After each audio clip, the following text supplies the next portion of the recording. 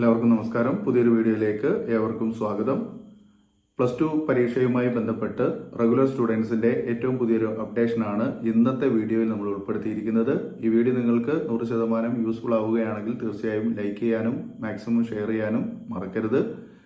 2024 ജൂണിൽ നടന്ന 2ാം വർഷ higher secondary സേപ്പ് പരീക്ഷയുടെ അഥവാ ഇംപ്രൂവ്മെന്റ് പരീക്ഷയുടെ പുനർമൂല്യനിർണ്ണയം അല്ലെങ്കിൽ സൂക്ഷ്മ പരിശോധന അതുമായി ബന്ധപ്പെട്ട് അതിൻ്റെ റിസൾട്ട് പബ്ലിഷ് ചെയ്തിട്ടുണ്ട്. ഇന്നാണ് റിസൾട്ട് വന്നിട്ടുള്ളത്. ഇന്ന് ഏകദേശം ഉച്ച സമയത്ത് വന്നിട്ടുണ്ടായിരുന്നു. അപ്പോൾ അതുമായി ബന്ധപ്പെട്ട ഒരു ഡീറ്റെയിൽ ആണ് ഇന്ന് നിങ്ങളിലേക്ക് ഷെയർ ചെയ്യുന്നത്. 2024 മാർച്ചിൽ പരീക്ഷ എഴുതി തോറ്റതോ അല്ലെങ്കിൽ ഏതെങ്കിലും ഒരു വിഷയത്തിൽ മാർക്ക് കുറഞ്ഞിട്ട് വീണ്ടും ഇംപ്രൂവ്മെന്റ് ആയി +2 എഴുതിയിട്ടുള്ള വിദ്യാർത്ഥികൾക്ക് അല്ലെങ്കിൽ തോറ്റിട്ട് എഴുതിയിട്ടുള്ള പരീക്ഷ എഴുതിയിട്ട് അതിൻ്റെ റിസൾട്ട് വന്നതിന് ശേഷം അതിൽ വീണ്ടും തോൽക്കുകയോ മാർക്ക് കുറഞ്ഞു പോവുകയോ ചെയ്തിട്ടുണ്ടെങ്കിൽ തീർച്ചയായും നിങ്ങൾ റീവാലുവേഷന് കൊടുത്തിട്ടുണ്ടായിരിക്കും. അല്ലെങ്കിൽ പുനർമൂല്യനിർണ്ണയത്തിനോ അല്ലെങ്കിൽ സൂക്ഷ്മ പരിശോധന ഫോട്ടോ കോപ്പി, ആൻസർ ഷീറ്റിൻ്റെ ഫോട്ടോ കോപ്പി എന്നിവയ്ക്കൊക്കെ നിങ്ങൾ അപ്ലൈ ചെയ്തിട്ടുണ്ടായിരിക്കാം. അങ്ങനെ അപ്ലൈ ചെയ്തവരുടെ റിസൾട്ടാണ് വന്നിട്ടുള്ളത്. 2024 ജൂണിലാണ് പരീക്ഷ നടന്നത് അല്ലെങ്കിൽ ഇംപ്രൂവ്മെന്റ് +2 പരീക്ഷ നടന്നത്. അപ്പോൾ അതിൻ്റെ റിസൾട്ട് വന്നിട്ട് പരീക്ഷയുടെ പുനർമൂല്യനിർണ്ണയം നടന്നിരുന്നു. ആ പുനർമൂല്യനിർണ്ണയം അല്ലെങ്കിൽ റീവാലുവേഷൻ എന്ന് പറയും. അതിൻ്റെ റിസൾട്ടാണ് വീണ്ടും പബ്ലിഷ് ചെയ്യപ്പെട്ടിരിക്കുന്നത്.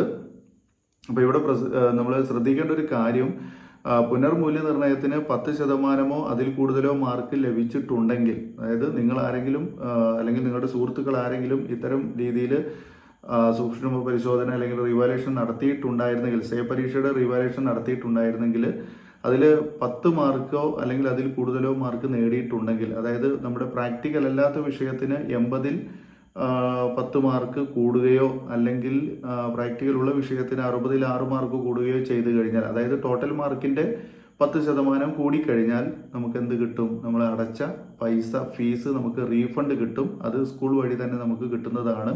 സ്കൂൾ പ്രിൻസിപ്പാൾമാരിൽ നിന്ന് നമുക്കത് നേരിട്ട് കൈപ്പറ്റാവുന്നതാണ്. അപ്പോൾ നിങ്ങളുടെ റിസൾട്ട് ഒന്ന് ചെക്ക് ചെയ്യുക. റിസൾട്ട് നിങ്ങൾക്ക് ചെക്ക് ചെയ്യുന്നതിന് വേണ്ടി അതിൻ്റെ ലിങ്ക് ഞാൻ ഈ വീഡിയോയുടെ ഡിസ്ക്രിപ്ഷൻ ബോക്സിൽ കൊടുക്കാം. അല്ലെങ്കിൽ നിങ്ങൾക്ക് DHSC കേരള എന്ന് ടൈപ്പ് ചെയ്തുകൊണ്ട് ഗൂഗിൾ ക്രോമിൽ ടൈപ്പ് ചെയ്ത് സെർച്ച് കൊടുത്താൽ നമുക്ക് അവരുടെ സൈറ്റ് കിട്ടും. ആ സൈറ്റിൽ കയറി കഴിഞ്ഞാൽ നമുക്ക് ലിങ്ക് വഴി തീർച്ചയായിട്ടും നിങ്ങളുടെ റിസൾട്ട് ചെക്ക് ചെയ്യാൻ സാധിക്കുന്നതാണ്. സ്കൂൾ വൈസ് ആയിട്ട് തന്നെ നിങ്ങൾക്ക് റിസൾട്ട് ചെക്ക് ചെയ്യാൻ സാധിക്കും. അപ്പോൾ എല്ലാവരും ഇങ്ങനെ പരീക്ഷ എഴുതിയിട്ട് തോറ്റു പോവുകയോ അല്ലെങ്കിൽ മാർക്ക് കുറഞ്ഞു പോവുകയോ ചെയ്തിട്ടുള്ള വിദ്യാർത്ഥികളിൽ നിങ്ങളുടെ റിസൾട്ട് ഉടനെ തന്നെ ചെക്ക് ചെയ്യുക.